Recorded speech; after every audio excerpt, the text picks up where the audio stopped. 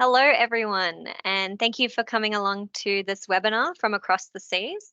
My name is Charlotte, and I'm joined today by Taryn. We're archival officers at the WA office of the National Archives of Australia.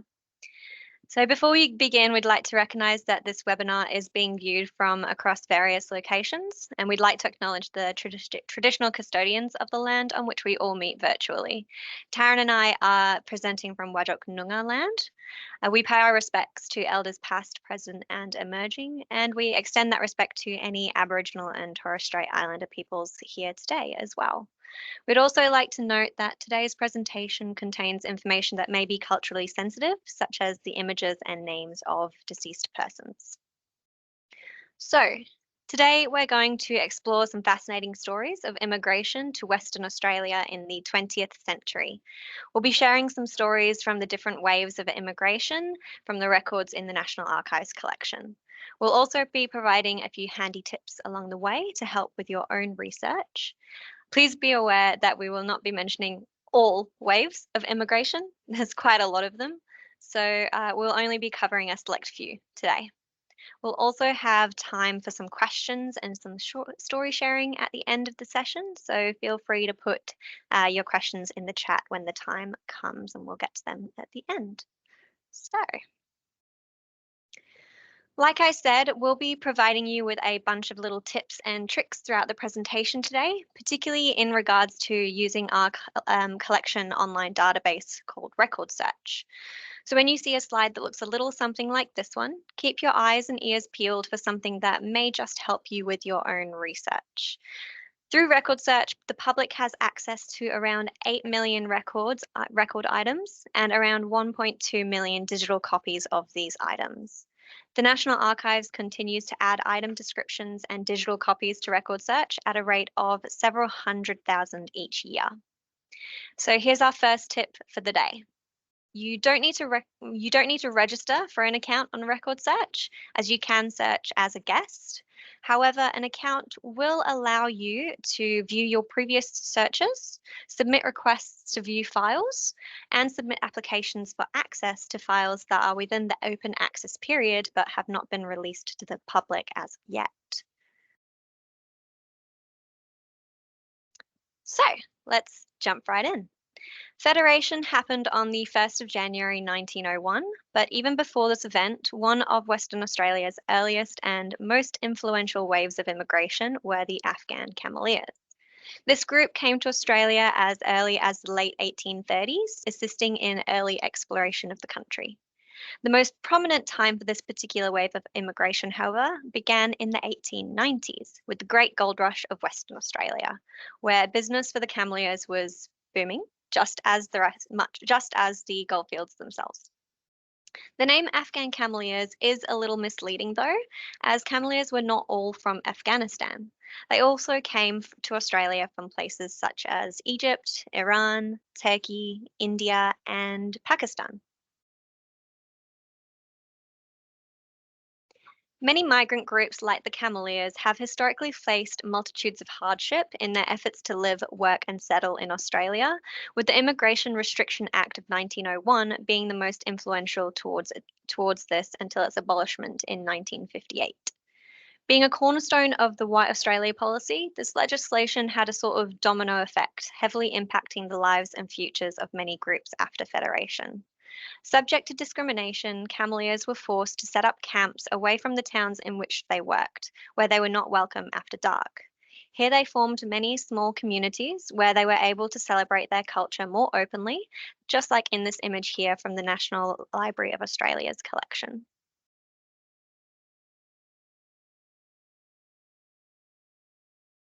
By the late 1920s, with the convenience, speed, and comfort of rail travel coming into effect, the need for camels dissipated, and many Camelers began packing up their camps to return to their home countries, while others decided to stay and seek alternative employment.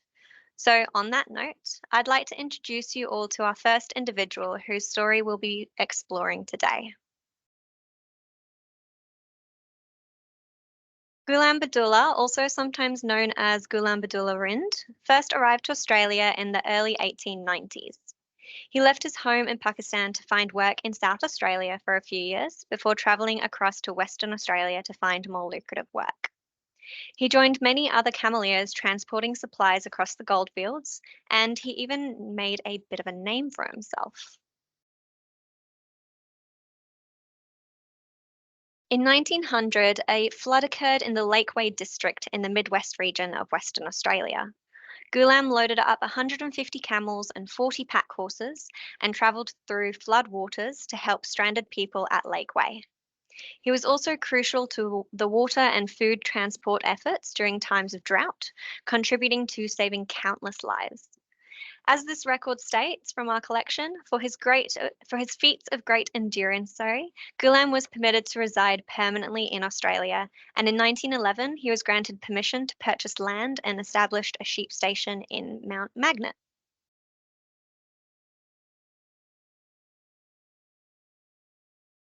Many cameleers across Western Australia and the goldfields created close ties with the local Aboriginal communities. After he established his sheep station in Mount Magnet, Ghulam met Miriam Martin, also sometimes known as Marion. According to an article by the ABC featuring an interview with a family descendant, Marion was a Wangi Yamaji woman with a Malay Muslim father. The pair were married at Perth Mosque in 1917, and together they had 4 children, with their last child being born in 1927. Tragically, Miriam died in 1931, and soon after, Ghulam was forced to take action when faced with worries about the influence of the Aborigines Act of 1905, the legislation that heavily contributed to the stolen generations.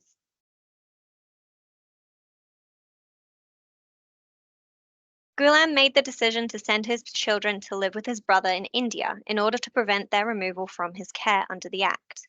Ghulam himself stayed in Western Australia until 1935, when he returned to India to be with his children. Under the Immigration Restriction Act of 1901, any aliens, that is, non British migrants, wishing to travel overseas and return to Australia were required to sit a dictation test in order to be permitted re entry. Certificates of exemption from the dictation tests were issued under the Act, allowing the holder to return to Australia within 3 years without having to sit the test. Until his death in 1950, Ghulam repeatedly applied to have his children's certificates of exemption extended to prevent any possible problems upon re entry should they one day wish to return. And thank goodness he did, because in 1965, brothers Namroz and Noureddin were granted permission to return to Australia with their wives and children.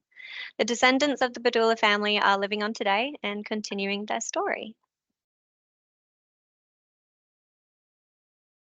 So now we have our second research tip of the day. When looking through record search, having multiple points of information such as dates or series numbers can be very helpful. Not only can it help narrow down your search, but it can also assist where information is a little different than expected.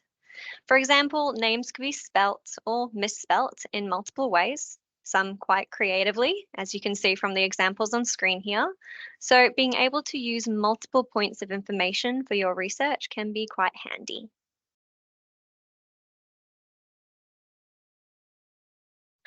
Moving on to another wave of immigration we want to talk about, pearl divers.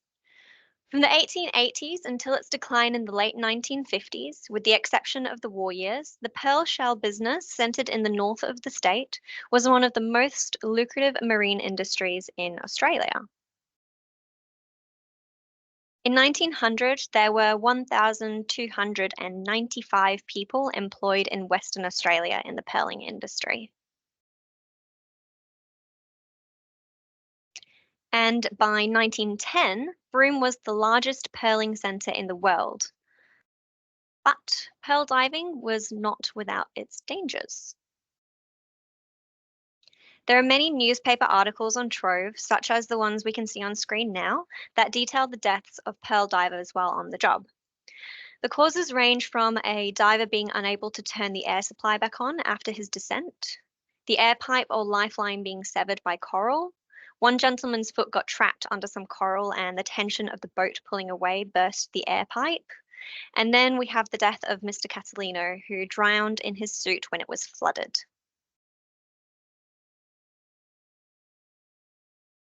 Individuals engaged in the Australian pearling industry, particularly pearl divers, were from many different backgrounds, including Malay, Javanese, and Brazilian. And we have an application form here for a Thomas Abasco from the Philippines, who was a diver in Broome from 1916.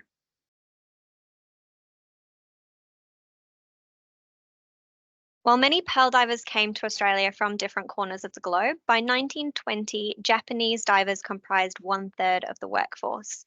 And by World War II, nearly half were all Japanese. So, introducing our next individual. Masataro Okamura was a pearl diver, and his records tell a story of not only his migration to Australia, but also his struggle to stay in Australia with his family. Okamura was born in October of 1917 in Taiji, Wakayama-ken, to a family of fishermen. He first came to Australia in April 1937 on the Gorgon. He was only 20 years old, and he was indentured to the AEC Gregory Pearling Company. During World War II, he was interned as an enemy alien and was held in Western Australia, South Australia, and New South Wales. He wasn't released from internment until 1946, when almost 10 years after he'd arrived in Australia, he was repatriated to Japan.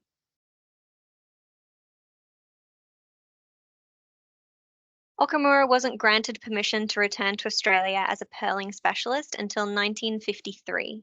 He was contracted to the company M&W Scott of Broome, and while there he formed a relationship and had 4 children with a local woman, Mary Albert, who was, according to an article by the ABC, a First Nations Bardi woman from the Dampier Peninsula. Trouble started in January of 1961 when his contract with the pearling company was about to terminate, which would have required him to return to Japan. So he could stay and seek employment, Okamura applied for free status as a permanent resident. However, his application hit difficulties. The immigration department initially wouldn't grant him the extra time needed to provide additional documentation and ordered his employers to repatriate him. In a last-minute letter marked urgent, the officials at Broome informed the department that Okamura had been in Australia before the war and had been interned, making for a total of 15 years spent in Australia, allowing him to apply for permanent residency. However, the next hurdle came when he had to prove he had an adequate knowledge of English. In August of 1961, an officer from the immigration department was sent to interview Okamura, and despite being described as most industrious, supporting a family of 5, and would make a good Australian citizen, his application was denied once more. He was told to improve his level of English and was given until April the next year to reapply. Just going to quickly grab a drink of water, sorry.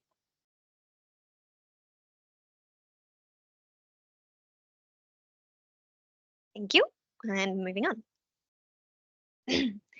The next year in March, the immigration officer was again sent to interview Okamura, with the report describing him as working regularly with Australian lumpers offloading pearling boats, and that his English had sufficiently improved.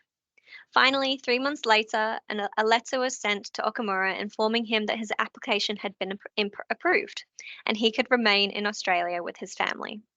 We know that he was still living in Broome up until at least 1986. Onto another research tip.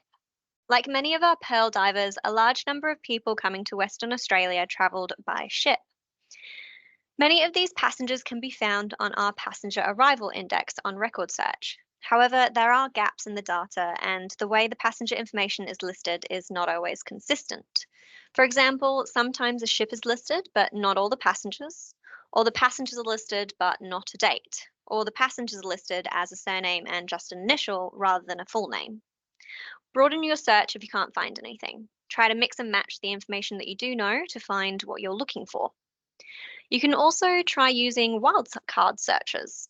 For example, if you're searching for someone with the surname Pascoe, but you don't know if Pascoe would have been spelt with a C or a K, you can replace it with a question mark, as you can see on screen here, and Record Search will search for both options.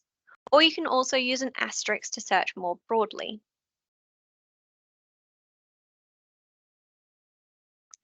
So, on to our next wave. It relates to Southern European migrants who came to Western Australia as a result of the same gold rush that brought the Camelers we were talking about earlier here, with our records showing a number of Italian and Southern Slavic names popping up around the once bustling towns. The late 1940s and 50s saw another jump in migration from the same wave, with a number of displaced persons arriving from war torn countries in the post war period. During the course of this time, the new arrivals from countries across southern Europe often found work as miners in the goldfields or as millers in the woodlines of Western Australia. Up until the First World War, there was no specific legislation that sought to prevent Europeans coming and settling in Australia. However, after the war, this changed. The policy was enacted to specifically restrict certain nationalities. Between 1916 and 1920, people from Greece and Malta were prohibited from entering, and after 1920, there were yearly quotas placed on the numbers of people permitted entry from those countries, with Albania and Yugoslavia being added to the list.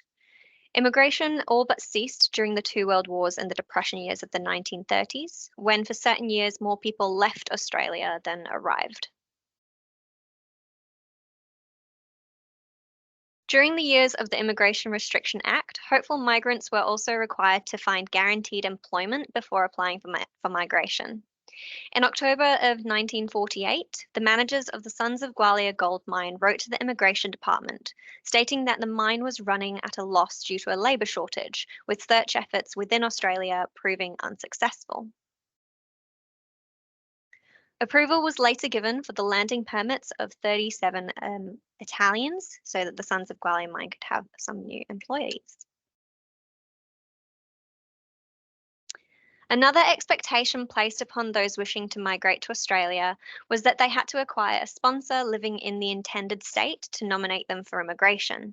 Sponsors could be a family member or also a friend. Pasquale Valenti was one such sponsor who put in many applications of admission once he'd settled in Australia. He was an Italian migrant who arrived in March of 1927 and worked as a vigneron, owning a vineyard in Herne Hill and nominating many Italian migrants from his hometown of Bivongi in Calabria to come over and work for the Sons of Gwalia gold mine and the Lakewood Firewood Company. Here are some photos of just some of the men Pasquale submitted applications of admission for. Though not all of the applicants were successful, there is mention in one file that Pasquale had reached his quota of nominations for that year alone. Looking at these photos, you can get a real sense of the type of community that was building in WA thanks to his efforts. Moving on to another gentleman who lived in Western Australia around the same time as Pasquale, we have Blas Budaselic. Born in a small town called Leach that is in what is now Croatia, Blas was in his teens when he first arrived to Australia in 1910. As part of the War Precautions Act during the First World War, migrants who were not interned as so-called enemy aliens were placed on parole and were required to register every change of address, no matter how temporary. Blas was never interned as an enemy alien, instead being one of those who was expected to register his movements. Unfortunately, we don't have a photograph of Blas, but so you can form a mental picture, he is described in his files as being 5'8", with black or brown hair and blue-grey eyes.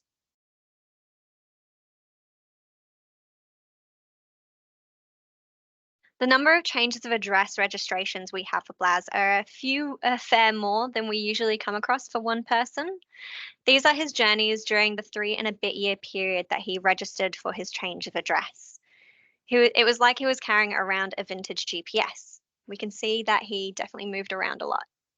I'm sure his step count was quite high. It really gives us a sense of just how much he and fellow bush labourers like him from southern European countries travelled for their work. Blas applied and was approved for naturalisation in 1928, with his character references describing him as clean living and respectable and well known in the area. He was a long-time resident of the goldfields and was still working as a woodcutter well into his 50s.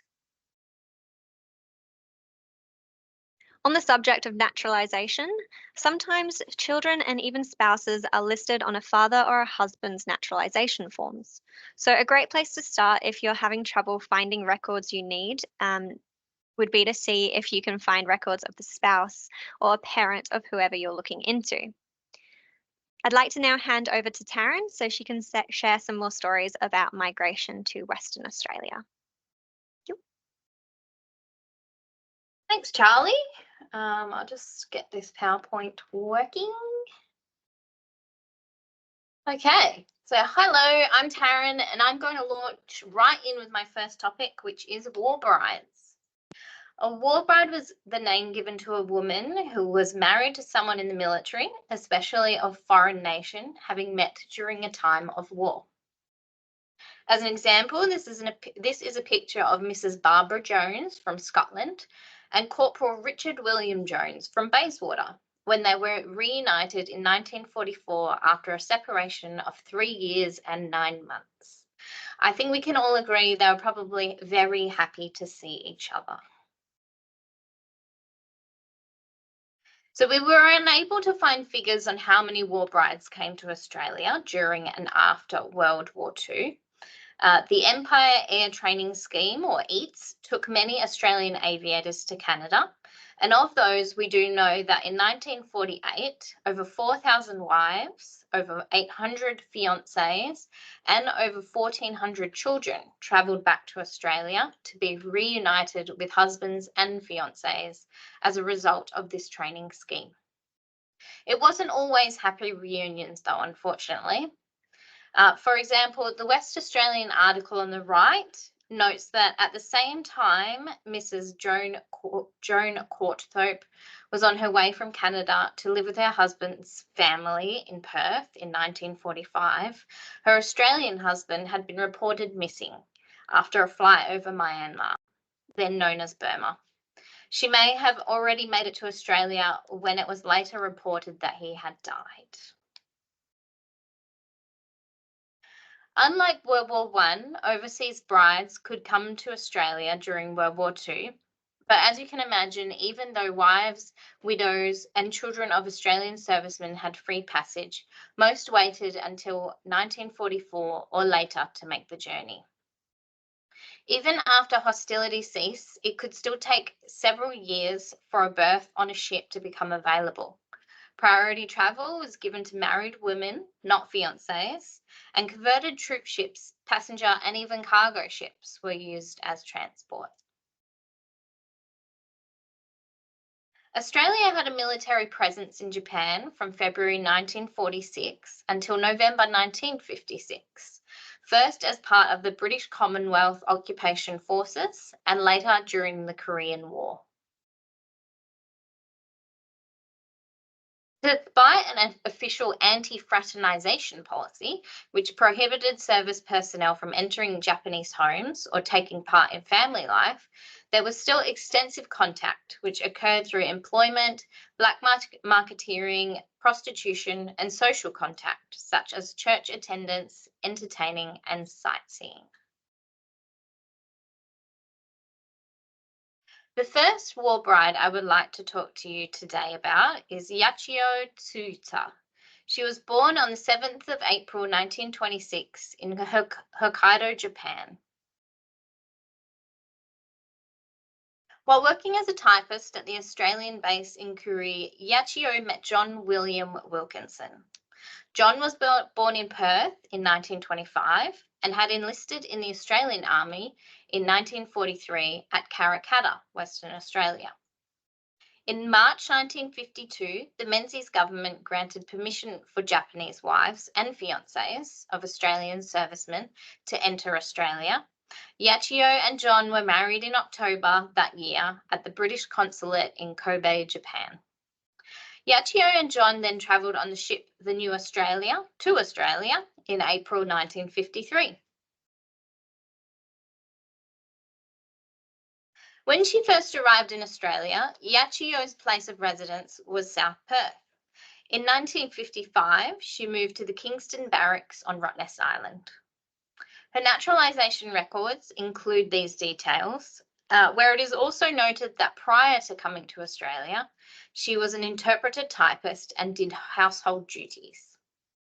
By 1956, the occupation of Japan had ended. Japanese wives were allowed to become Australian citizens, and Yachio was naturalised at Fremantle Town Hall in June 1957.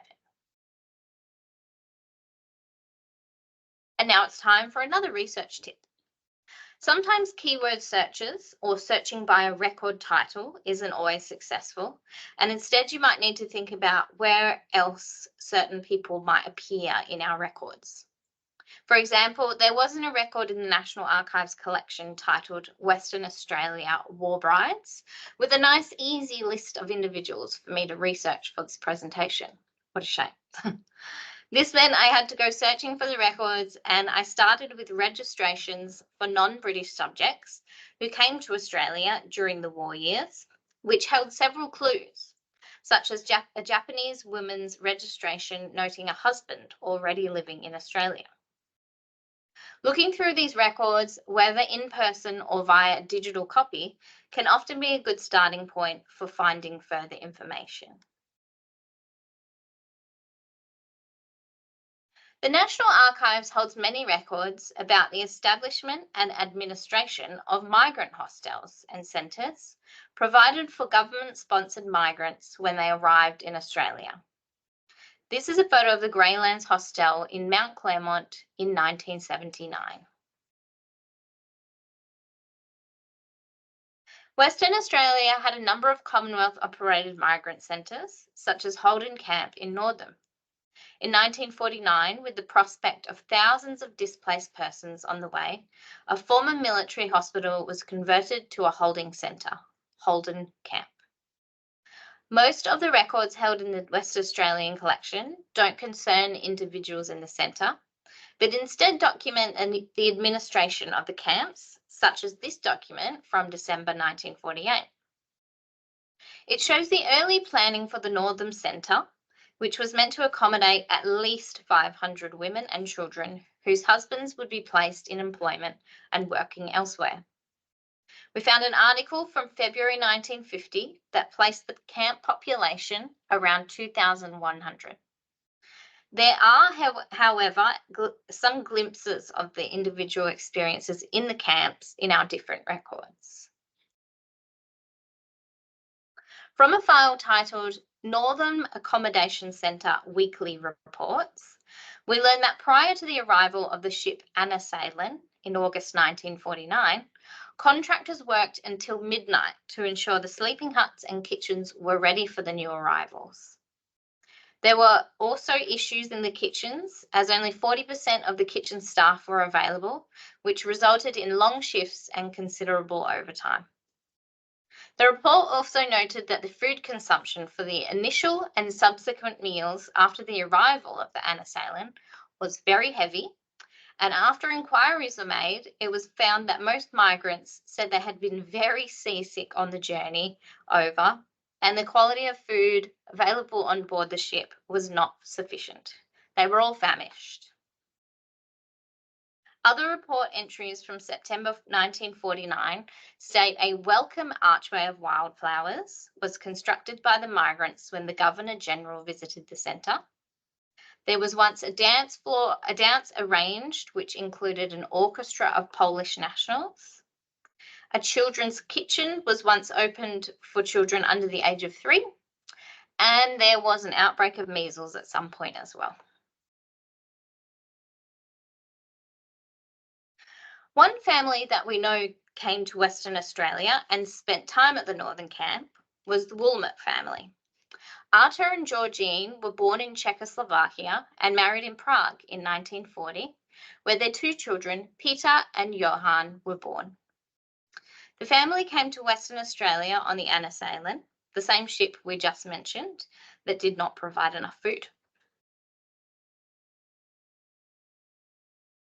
After her arrival at the camp, Georgine was the supervisor of the children's kitchen at Northam from September 1949 to March 1950.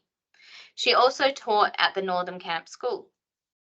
In a 1953 newspaper article, Georgine spoke about her experience of teaching at the camp. She said that it was a little difficult as she had 14 nationalities to cope with. She also said in another article published in the 1950s that she came to Australia practically barefoot. While at Northam, Georgine also started a basketball team, physical culture classes, national dancing, and musical appreciation.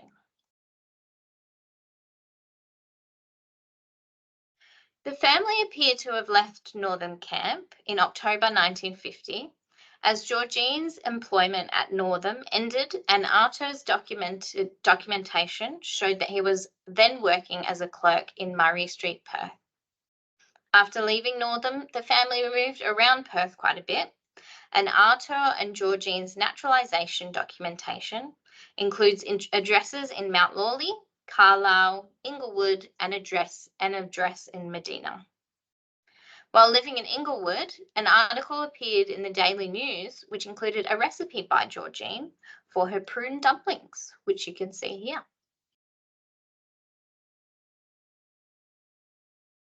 In 1954, Georgine and Arta applied for naturalisation and were naturalised alongside their children in Rockingham and in October 1955.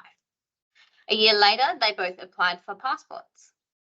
In her application, Georgine's occupation was listed as home duties, while Arta was an assistant at the BP refinery at Kwinana. So now we come to another research tip.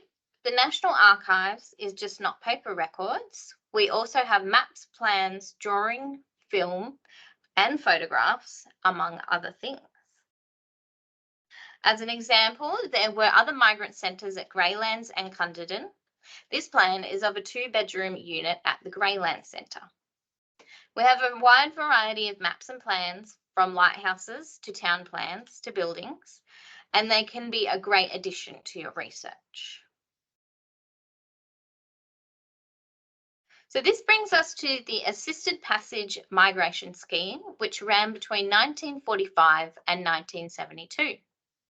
More than 1 million Britons, known as £10 POMs, migrated to Australia under this scheme, including the parents of some well-known Australians, such as Hugh Jackman, Kylie and Danny Minogue, Tony Abbott, and former Prime Minister Julia Gillard. The Gillard family migrated from Wales in 1966. You may not see on the text here on this document, but their application in 1965 noted they were a good family, well presented, keen to migrate, and quite realistic in outlook.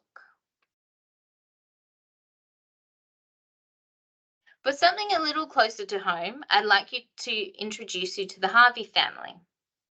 On the left, you have Raymond Harvey, and on the right, you have Jean, Edna, David, Peter, and Kathleen, who looks like she didn't want her photo taken that day. They applied for assisted passage in 1967 while living in Cresswell in Worksop. Cresswell generally had a minimum winter temperature of around 1.65 degrees and a maximum summer temperature of around 21.4 degrees. So this might explain why on Raymond's employment form, he listed they wanted to settle in the Western state, and the reason for the special preference was the beautiful climate. You can also find some interesting insights into applicants' lives from these files before they came to Australia. As you can see on the screen, there are a number of references for Raymond that were made by his past employees. The references on the left notes he was a good workman, honest, sober, and trustworthy. There was also a bit of backwards and forwards between the Harvey family and the authorities in the file because the wrong date of birth for Kathleen had been provided. You might notice on the document on the right that the correct 1964 date had been given, but it had been crossed out and another given at some point. But the Harvey family got here in the end. They arrived in Australia in November 1967, and as we can see from the incoming passenger cards for Raymond and little Kathleen, whom we met at the beginning.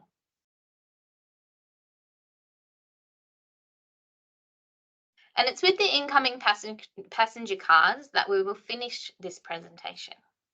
The cards from 1965 to 1972 have been digitised, and they really showcase the fact that people have come from across the world to make Western Australia their home. For example, this is the passenger card for an English engineer, Vivian Batty, who came to Australia in 1965 to work with their family to work at the Carnarvon tracking station.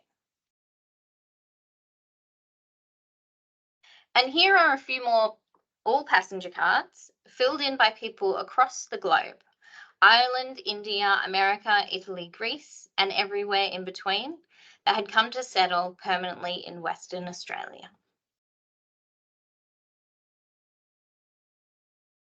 And so here is our final research tip of the day.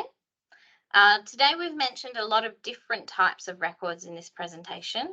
There are parts of series or groups of records, such as series K269, which are incoming passenger list records. And if you're interested, we've included a list on the screen of the main series we've talked about throughout this presentation, and some of the others that might be of interest for family research. It can be helpful to search for records in our database using series numbers because it allows you to narrow your search to a specific topic, such as passenger records.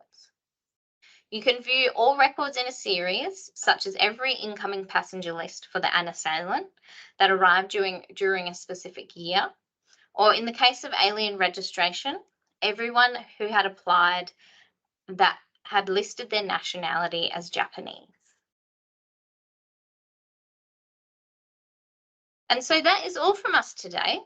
If you would like to use the National Archives collection to learn more about a particular immigration wave to Western Australia or any other topic, you can use our record search database on our website, or you can just give us a call or come into the office and we can assist you.